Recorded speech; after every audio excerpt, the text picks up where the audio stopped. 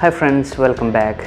ഇന്ന് നമ്മൾ അൺബോക്സ് ചെയ്യാൻ പോകുന്നത് മൈക്രോസോഫ്റ്റിൻ്റെ സർഫേസ് ലാപ്ടോപ്പ് 3 ആണ് നമ്മൾ ഇന്ന് അൺബോക്സ് ചെയ്യാൻ പോകുന്നത്. സർഫേസ് കാറ്റഗറി അല്ലെങ്കിൽ സർഫേസ് മോഡലിനെ കുറിച്ചിട്ട് നമ്മൾ പറയുകയാണെങ്കിൽ മൈക്രോസോഫ്റ്റ് മാനുഫാക്ചർ ചെയ്യുന്ന ഒരു പ്രീമിയം ലാപ്ടോപ്പ് കാറ്റഗറിയാണ് സർഫേസ് എന്ന് പറയുന്നത്.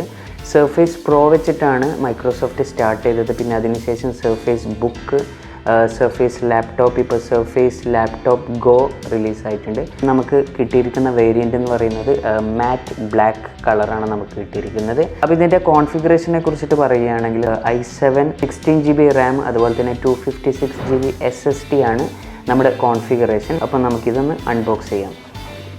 അപ്പോൾ ഇത് ഓൾറെഡി ഓപ്പൺ ചെയ്ത സംഭവം തന്നെയാണ്, നമുക്ക് ജസ്റ്റ് ഒന്ന് കാണിച്ചു തരാൻ വേണ്ടിയാണ് നമ്മൾ.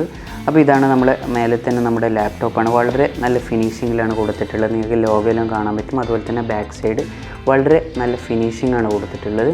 പിന്നെ അതുപോലെ തന്നെ നമുക്കിതിൻ്റെ ബോക്സിലകത്ത് വേറെ എന്താ ഉള്ളത് നോക്കാം. നോർമൽ മാനുവലാണ് കൊടുത്തിട്ടുള്ളത്.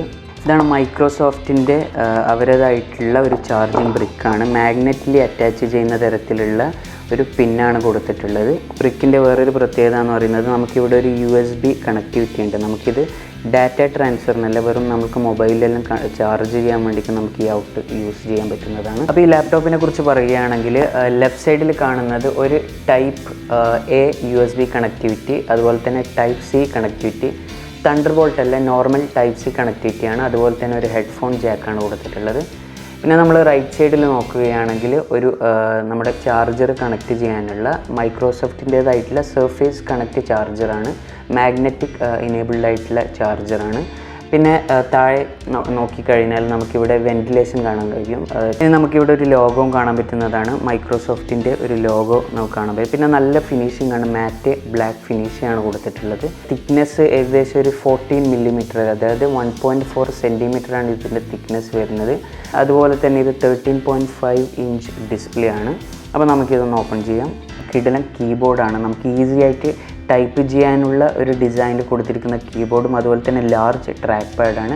വളരെ സ്മൂത്തായിട്ട് നമുക്ക് നമ്മുടെ ടച്ച് പാഡ് യൂസ് ചെയ്യാൻ പറ്റും. അതുപോലെ തന്നെ ഇതിൻ്റെ സ്ക്രീനെ കുറിച്ച് പറയുകയാണെങ്കിൽ 13.5 ഇഞ്ച് സ്ക്രീനാണ്. ഇതിൻ്റെ സ്ക്രീൻ റെസൊല്യൂഷൻ ആണെങ്കിൽ 2256x1504 സ്ക്രീൻ റെസൊല്യൂഷനാണ്.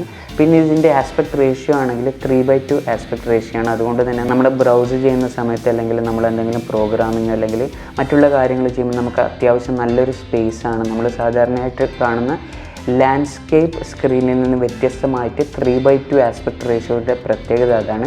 നമുക്ക് ഒരുപാട് സ്പേസ് ഉണ്ട് വർക്ക് ചെയ്യാൻ വേണ്ടിയിട്ട്. 1.29 kg ആണ് ഇതിൻ്റെ വെയിറ്റ് വരുന്നത്. ഷെയ്ക്കിൽ കൂടാതെ നമുക്ക് ഹാൻഡിൽ ചെയ്യാൻ പറ്റും, ഏത് പൊസിഷനിലും നമുക്ക് ഹാൻഡിൽ ചെയ്യാൻ പറ്റുന്ന ഒരു ടൈപ്പ് ഫിനിഷിംഗ് ആണ് കൊടുത്തിരിക്കുന്നത്. 3 കളറിലാണ് ഇത് വരുന്നത്. ഒന്ന് പ്ലാറ്റിനം, അതുപോലെ തന്നെ മാറ്റ് ബ്ലാക്ക് ഫിനിഷ്, അതുപോലെ തന്നെ കൊബാൾട്ട് ബ്ലൂ കളറിലാണ് കൊടുത്തിരിക്കുന്നത്.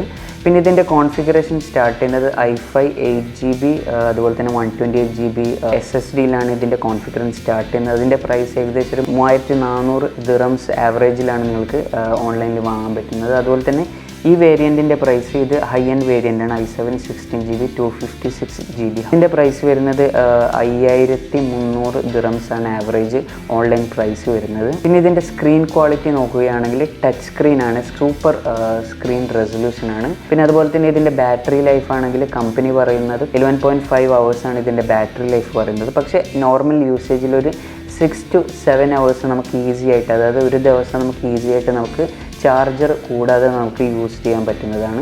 മാക്ബുക്ക് പ്രോ പോലെയാണ് മൈക്രോസോഫ്റ്റ് സർഫേസ് ലാപ്ടോപ്പ് ക്രിയേറ്റ് ചെയ്തിരിക്കുന്നത്. കാരണം ആപ്പിളിൻ്റെ തന്നെ സോഫ്റ്റ്വെയറും അതുപോലെ തന്നെ ആപ്പിളിൻ്റെ തന്നെ ഹാർഡ്വെയറും ആയതുകൊണ്ട് തന്നെയാണ് മാക്ബുക്ക് പ്രോ ഇത്രയധികം പോപ്പുലർ ആയത്.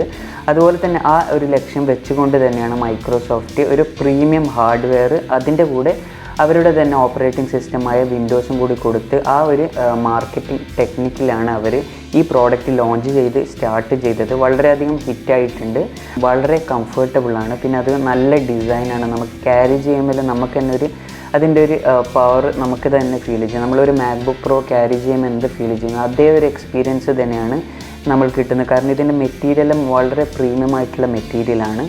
ഫേസ് ID ഇനേബിൾ ആണ്. അതുകൊണ്ട് തന്നെ നമ്മൾ ഓപ്പൺ ചെയ്ത ഉടനെ തന്നെ നമ്മൾ പാസ്വേഡൊന്നും ടൈപ്പ് ചെയ്യാതെ നമുക്ക് വളരെ ഈസി ആയിട്ട് തന്നെ ലോഗിൻ ചെയ്യാൻ പറ്റും. പിന്നെ മൈക്രോസോഫ്റ്റിൻ്റെ നിങ്ങൾ വാങ്ങുന്ന സമയത്ത് ബൈ ഡീഫോൾട്ടായിട്ട് 1 year വാറൻറ്റിയാണ് നിങ്ങൾക്ക് കിട്ടുന്നത്. അപ്പോൾ നിങ്ങൾ ഗൾഫിൽ നിന്നാണ് വാങ്ങുന്നതെങ്കിൽ പറ്റുമെങ്കിൽ നിങ്ങൾ എക്സ്റ്റെൻഡഡ് വാറൻറ്റി വാങ്ങാൻ ശ്രമിക്കുക. അപ്പോൾ നിങ്ങൾ അങ്ങനെ വാങ്ങിക്കഴിഞ്ഞാൽ നിങ്ങൾക്ക് 1 വർഷത്തിൻ്റെ മേലെ 1 വർഷം കൂടി എക്സ്ട്രാ വാറൻറ്റി കിട്ടും. അതുകൊണ്ട് 2 വർഷം വാറൻറ്റി കിട്ടും. പ്രീമിയം ലാപ്ടോപ്പ് ആയതുകൊണ്ട് തന്നെ എന്തെങ്കിലും ഒരു പ്രോബ്ലംസ് വന്നു കഴിഞ്ഞാൽ, ആഫ്റ്റർ വാറൻറ്റി വന്നു കഴിഞ്ഞാൽ നിങ്ങൾക്ക് റിപ്പയർ ചെയ്യാൻ നല്ലൊരു കോസ്റ്റ് വരും. അപ്പോൾ നിങ്ങൾക്ക് വീഡിയോ ഇഷ്ടപ്പെട്ടു എന്ന് വിചാരിക്കുന്നു. ഈ വീഡിയോ ഇഷ്ടപ്പെട്ടെങ്കിൽ തീർച്ചയായും തന്നെ ലൈക്ക് ചെയ്യുക, ഷെയർ ചെയ്യുക. അതുപോലെ തന്നെ ആദ്യമായിട്ടാണ് കാണുന്നതെങ്കിൽ സബ്സ്ക്രൈബ് ചെയ്ത് സപ്പോർട്ട് ചെയ്യുക. So thank you so much and see in the next video.